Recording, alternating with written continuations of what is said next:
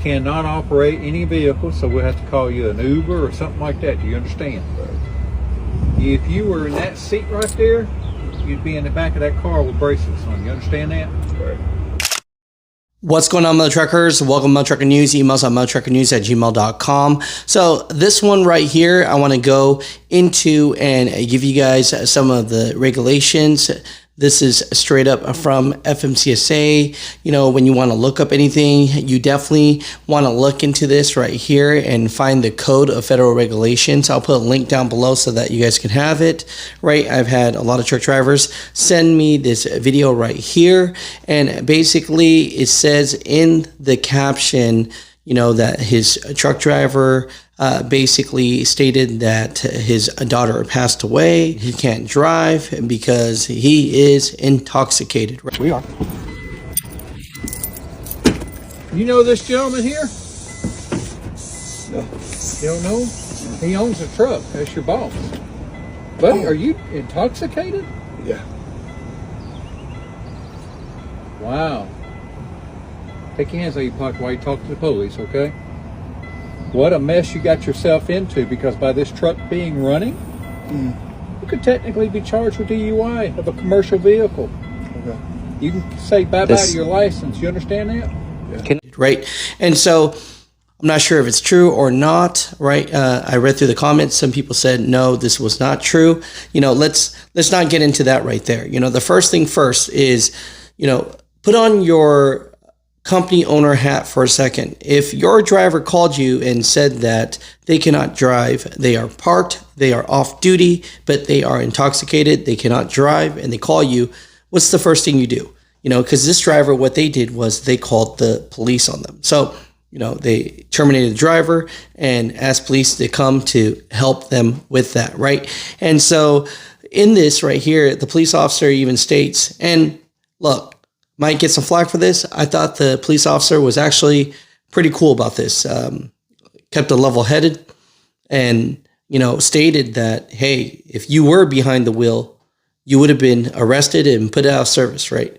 But the question lies is, you know, can a truck driver, you know, have alcohol in the truck, you know, in a situation like this for new people that are thinking about getting in the industry, right? If you're on your 34-hour reset, which you'll learn about later on, can you have a sip? Can you have, you know, a container open, right? And so with this, I want to bring to you the code of federal regulations, right? This is 392.5 alcohol prohibition. So this right here is a link. You guys can read it yourself. Some of this, of course, you know, there's always this borderline, but it says no driver shall use alcohol as defined in 382.107 of this subchapter or be under the influence of alcohol within 4 hours before going on duty or operating or having physical control of a commercial motor vehicle or use alcohol, be under the influence of alcohol or have any measured alcohol concentration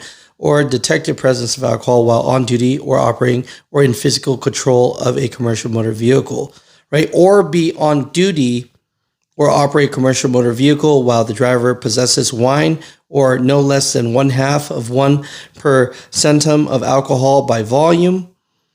Beer as defined in 26 USC 5052A of Internal Revenue Code of 1954 or distilled spirits as defined in section 5002A. So of such code, however, this does not apply to possession of wine, beer, or distilled spirits, which are manifested and transported as part of the shipment. So if you have alcohol as part of your bill of lading, they're saying that's fine, right? Out of here, okay? You cannot operate any vehicle, so we'll have to call you an Uber or something like that. Do you understand? If you were in that seat right there, you'd be in the back of that car with bracelets on. You understand that? Do you understand what I'm saying? You'd lose your license. You got a problem. Go ahead and get your license out of me before you start with the loans.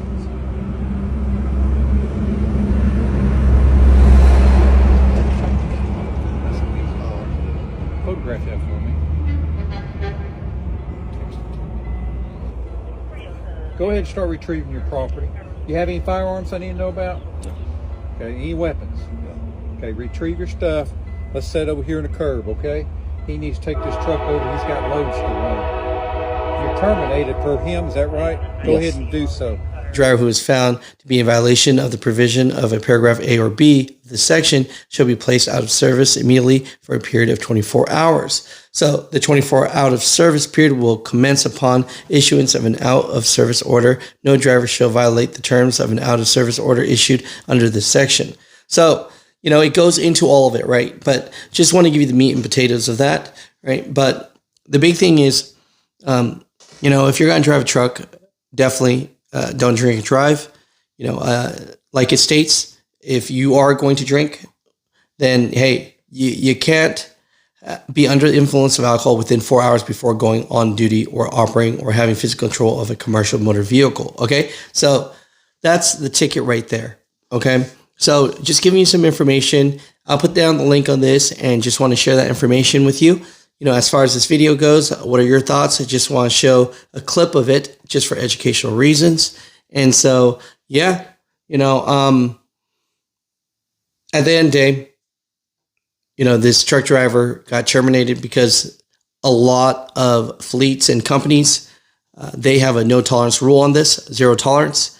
And so just remember that if you are driving for a company, there's a great chance that if you are off duty, you definitely don't want to do this, because if you do, company policy, they might terminate you. Now, of course, gray areas of being behind the wheel versus being in the sleeper berth, right? 2 different things. You know, I'll try and get a DOT officer on to explain, to see the difference between that. My truckers, comment down below. Let me know what are your thoughts about this. And if you were the owner of this truck, would you have handled it differently?